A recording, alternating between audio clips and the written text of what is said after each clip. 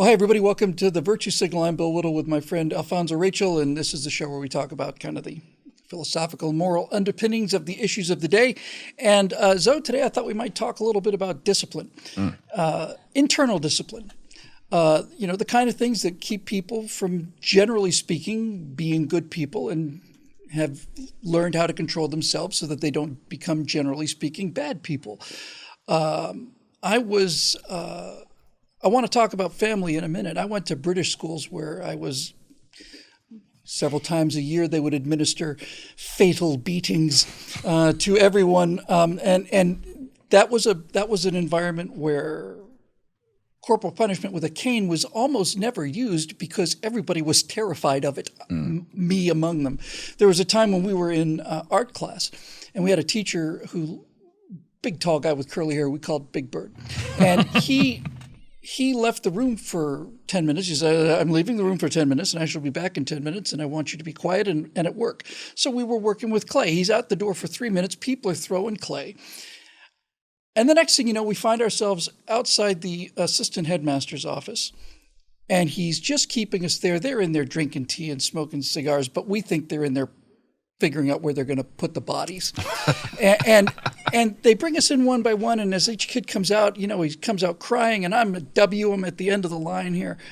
And then finally I go in, and I'm thinking, man, they're gonna give me a fatal beating. We imagined we had seen the line of canes. There was like a little wicker cane, kind of like the kind of Charlie Chaplin cane for minor offenses, working its way up to this thing, with glass embedded in it and barbed wire and all this stuff. Anyway, they just said, "Oh, Mr. Whittle, we're very disappointed with you," and blah blah blah blah blah. And I was so wrought up by that point that I kind of left crying like everybody else did. Now, I've given this whole dog and pony show to say that my experience in British schools, which had a much more rigid sense of discipline than the American schools I came to immediately when I moved to Florida in 1972.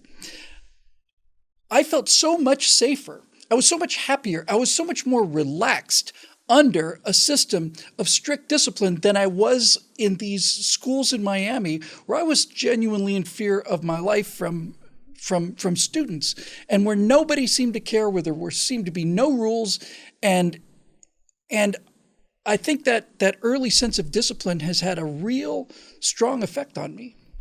Yeah, it's as the word of God says, spare the rod, spoil the child, and here in an iron rod, a nice thick one right. that I smite these children with on a daily basis. That's right, man. That's old school. Whether they've done anything or not, I just want to condition them. Yes, just have the fear. No, but seriously, fear is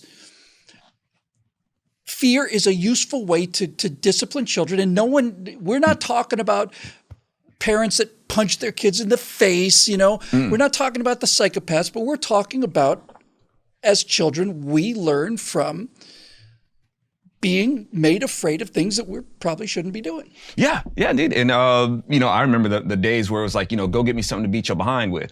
And Richard Pryor thing, go out and cut me a switch, all the way eyes are just crying over it. Right? Yeah. Because she'll go back there and she'll get the tree. You can't just, the tree. You can't get a thin switch. Right? That ain't going to cut it, man. And especially when you have them shoe throwing parents or, anything they can get their hands on if you don't move fast enough. So, but the thing is, of course, things like this can also be images of abuse, and you can't just spank your kid. The only time you pay attention to your kid can't just be when you're angry with them and you're going to spank them. Absolutely right. And that's where it falls off. You got to have that reinforcement, that healthy reinforcement of love and stuff like that. And those things have to be balanced, but we've come up in an era of like time out, and taking away privilege. See, people make associations with these things, and reasoning with children. Right. Reasoning with like 4-year-olds. Yeah. Erasmus. We've already spoken about why taking somebody else's stuff is wrong. So maybe you could explain to me why you thought this. You stop it. Yeah. You got to bring the belt to them. It's like, okay, now you notice how that hurts when you do things like that. That hurts other people. Let's start learning that lesson in empathy. Okay. All right. Now you. Yeah, and I should point out, by the way, that I never was actually caned at school, and I probably was severely spanked probably twice in my life, I think. Because I let my dad get to 3, right? He's going to count to 3. 1, right. 2, 2 and a half, 3, boom. But the point I'm trying to make is that this is not something like the way that the Germans used to raise their children, with just these fatal beatings for anything. It's just a sense that there are lines and behaviors and things that you have to adhere to, and it's not important that you understand why. I'm saying so. I'm your parents, and kids who have those kind of boundaries tend to be a lot happier. But we associate, in the child psychology that we have, here in America. We've done ourselves a disservice, man, because it's like, like we said, spanking has been frowned upon. And don't get me wrong, because there are people who have it's kind of warranted because some people abuse these things, but spanking is a hefty tool. And it's a thing that's been scrutinized and taken away from us. And we've replaced these things with like, we're going to take your privileges away. Now, don't you think it's kind of strange that now we associate privilege with something negative? Right? It's like, no, you don't discipline your kid by taking away their privilege. You beat that behind, right? Let them make sure. Give them some kind of incentive, right? For not doing this again. Or we punish them with work.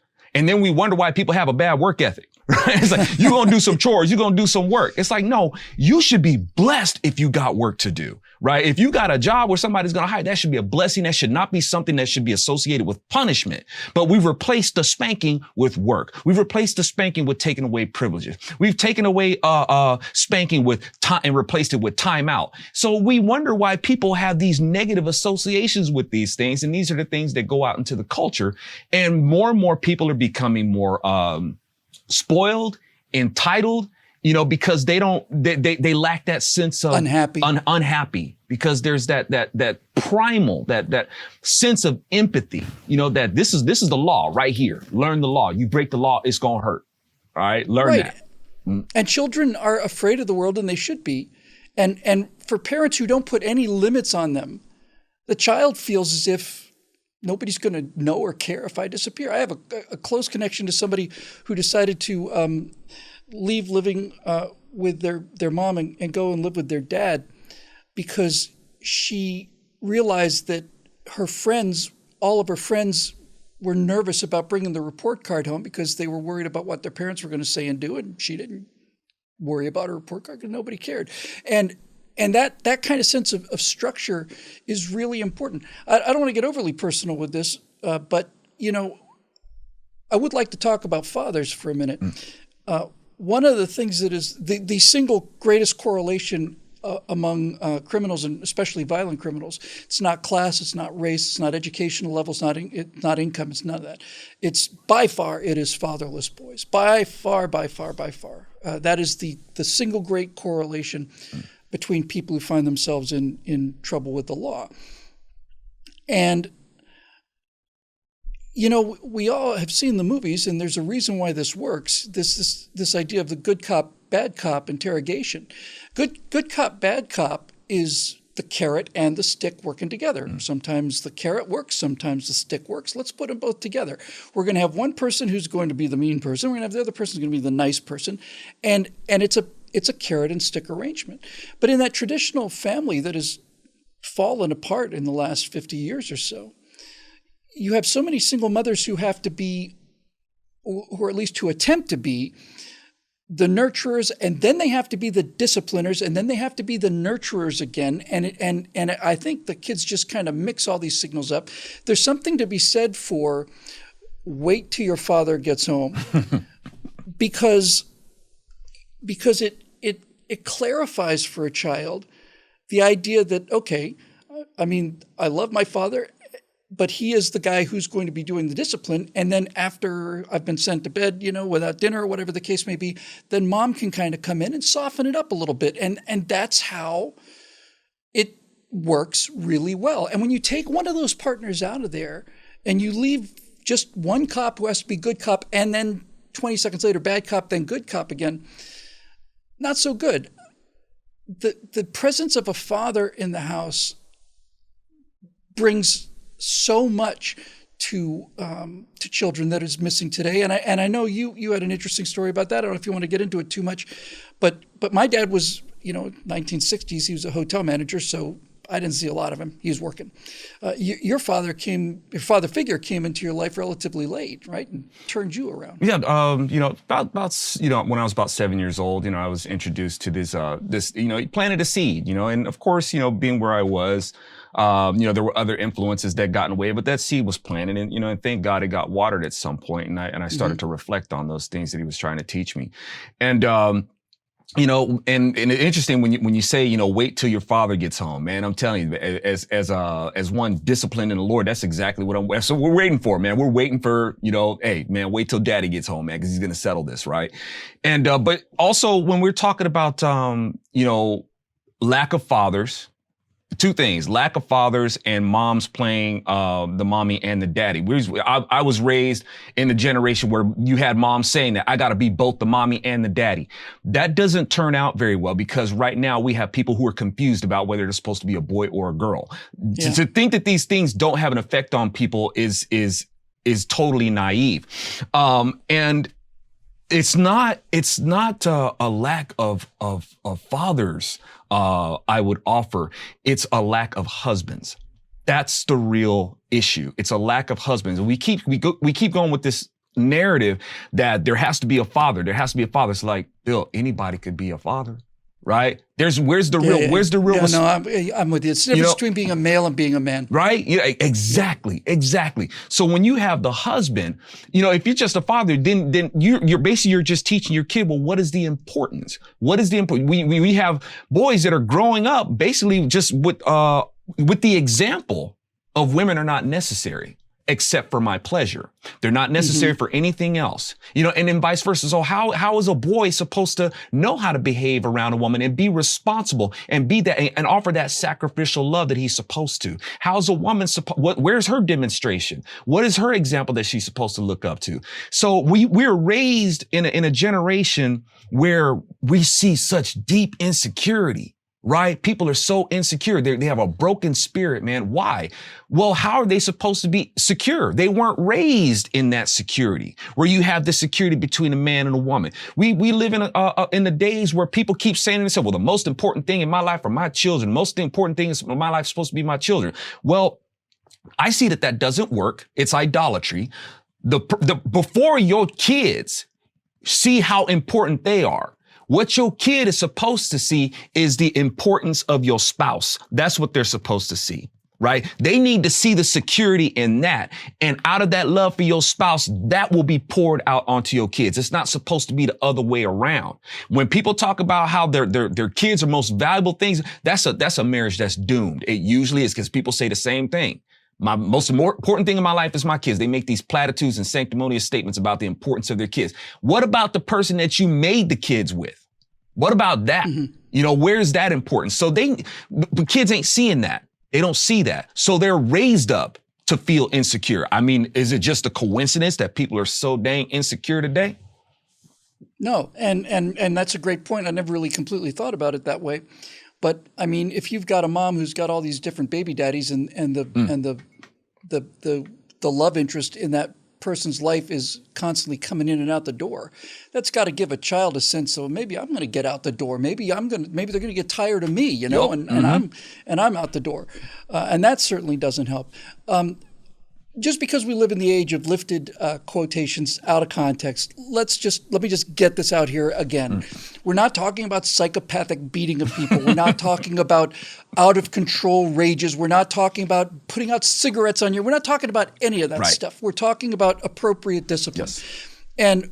And one of the things that has been so much a cause of kind of this post Dr. Spock raising of kids without real discipline is this idea that we can no longer say boys don't cry. In fact, that'll probably get you a jail sentence in certain cities in this country. If you were to have a child that went to a courtroom and said, "My dad told me that boys don't cry," you'd probably throw the father in jail.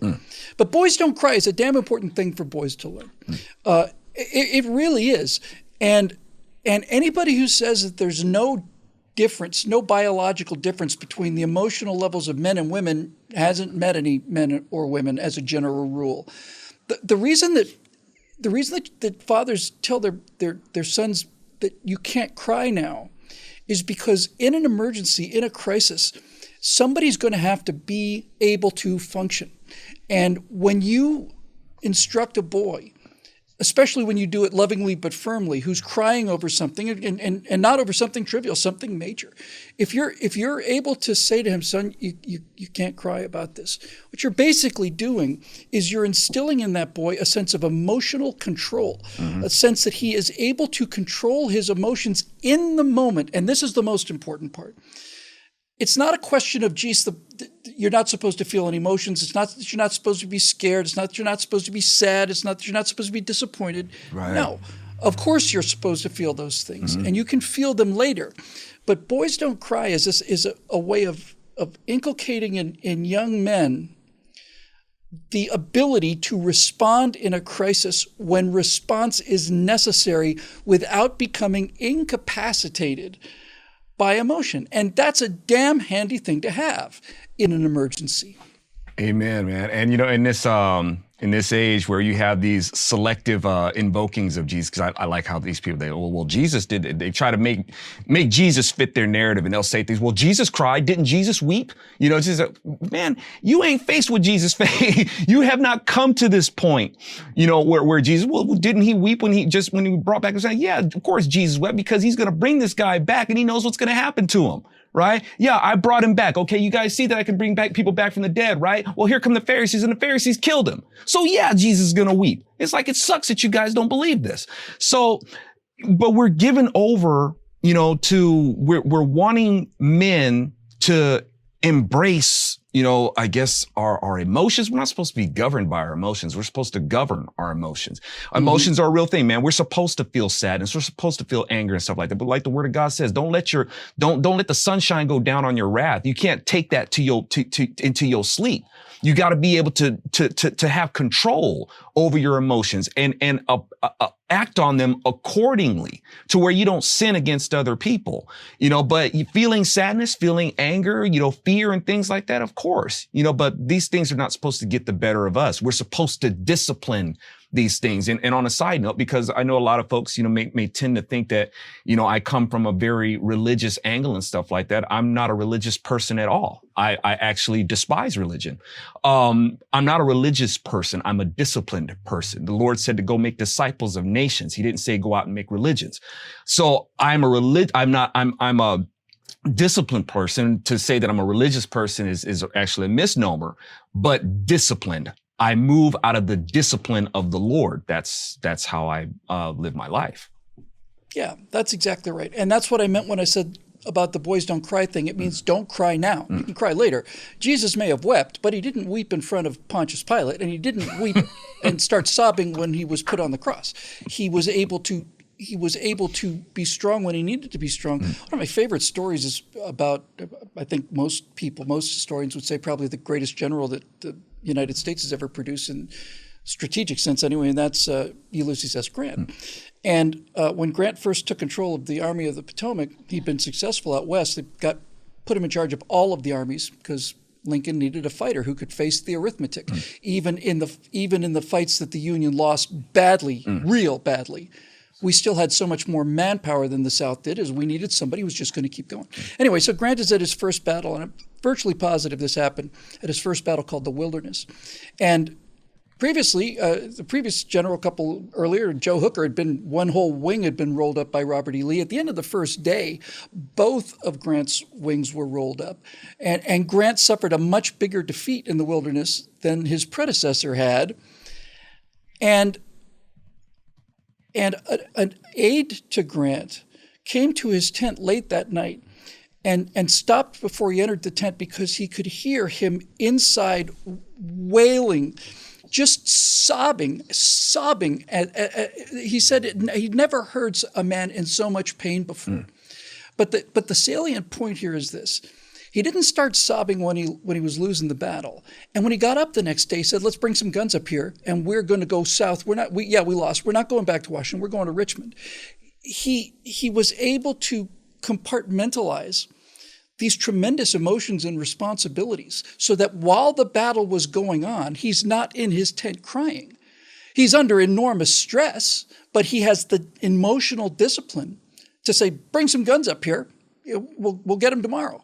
And then later, when he has a chance to be alone and not have all of these consequences, then he allows himself to basically purge these emotions and cry his eyes out. I've always found that story to be so important. And I guess just to wrap it up from my point of view here, I've always found that story humanizes Grant in a way that he would have never been a human being if that hadn't happened. If he'd been made out of granite the whole time, okay. But this is something entirely different. And I would not be in favor of stricter discipline for kids if it turned out that progressives were right. If it turned out that the self-esteem movement made happier kids, and if it turned out that lack of discipline made happier kids, and if it turned out that parents who try to be their child's best friends made happier kids, healthier kids, stronger kids, then I'd be in favor of those things. But I'm not, because they aren't. Indeed, man. It's a fantasy, just like we said earlier, man. And these fantasies are not fulfilling. There is no real freedom in it. There's, like I said, these people they're chained to that. They're chained to a fantasy, and they will just, they will feel unfulfilled by it. And unfortunately, they want to impose that on other people and try to make other people comply and agree that, see, this is the better way. And, as we've long known, it's like, man, if your way is really better, why do you have to, this is supposed to be a free market thing. There are certain things that are supposed to be law. There are certain things that we're supposed to abide by. Yes. And we have to have the discernment of what's good law and what's bad, and narratives that we're supposed to, comply with, for society, man, for us to be able to live together. But where, the liberals are coming from, progressives, leftists, whatever people want to call them that are at that end of the spectrum. It's, at the end of the day, it's a fantasy, and it really doesn't work. Yeah. And the problem, of course, is that if you raise weaker kids, then they become weak parents, which raise even weaker kids. The reason that the lack of discipline and this entire celebration of the lack of discipline has taken hold so much is because it's much easier than actually disciplining kids. It's no fun to have kids screaming, "I hate you." I mean, just this morning, I had to take I have a cat that's diabetic, and every 3-4 months he has to go to the vet for the whole day, and he has to get his blood sugar taken and stuff. And I dropped him off this morning, and I almost thought, I can think of some reason to not have to do this. And I realized, I understand how trivial this is, but I realized, no, I don't want to take the cat because the cat is miserable and he's crying and he's sad and he's scared and confused, and I don't want to put him through that. But to not put him through that is to sentence him to death. Yeah. And so you have to find the strength to do something unpleasant for someone or something that you love. Yeah. And there's a lot of people out there now who are too afraid of feeling bad, so that they are not willing to do the hard things that are necessary for everyone to feel good. Yes. And we're taught that, it's one thing to have the kids, it's another thing to raise them. And a lot of people aren't prepared for that. They're not prepared for, and I know it's like one would say, well, who are you to talk? You don't have any kids or anything like that. I think there's something that goes on in our instincts where we can relate to that on a certain level. That's nominal, to where we can, have an opinion on these things. And, when we look at the observation of how these things are turning out, it's like, look, man, I understand that maybe you have a degree in the experience of being a parent, but we're seeing that a lot of that stuff that a lot of the culture is given over to, man, that's not working. It doesn't work. We're decaying. And just like you mentioned earlier, when you have people that, hey, I just want to be my kid's best friend and stuff like that. Sometimes being a person's best friend is doing those hard things. Say, hey, this ain't going to fly here. You don't want to do that. And having the discernment and having a foundation to work from. I've often heard people say that, well, there's no instructions on how to be a parent. Yes, there is. There totally is. But, a lot of people feel like they don't want to read it, and they feel like they're just going to be able to dive into the blanket with no experience, and they're going to redeem themselves as parents and stuff like that. That doesn't work. Even the parent has to have a foundation, a sense of discipline, and be able to answer, to the discipline in order to show that and be an example to their kids with it. But more and more, we keep getting away from that. Yeah, that's right. My experience has been that tough love is the truest and purest love of all. The most gut-wrenching thing I ever saw was an episode of Cops where this woman called the police on her own drug addict daughter. And as they were arresting her to take her away to rehab, this daughter was screaming and crying, and not even so much with hate, but mother, how can you do this to me? How could you betray me? How could you betray me? And you could just see these daggers just landing on her, and just the agony that this mother was in. And then she watches her daughter drive off in handcuffs in the back seat of a police car, and just the grief and the guilt on her face. And I realized, my God, she must love that girl to go through that for her, because if she didn't, if she hadn't made that call, that girl's going to be found under a bridge with a needle in her arm. And that's what real love is. It's having the strength to and the discipline to do the things you have to do for the people and the things you care about. Yeah. Chastise those you love, or chastises those he loves, as the word says. That's exactly right. Well, that'll do it for this edition of the Virtue Signal, which is made possible by the members at BillWhittle.com, especially the new member rush we had back in January. It's getting to be time for another one of those coming up. I told you I wouldn't talk about membership for 3 months, and sure enough, I haven't. But we'll deal with that later. Thank you very much for joining us. Thanks for your membership, and we'll see you next time right here on the Virtue Signal.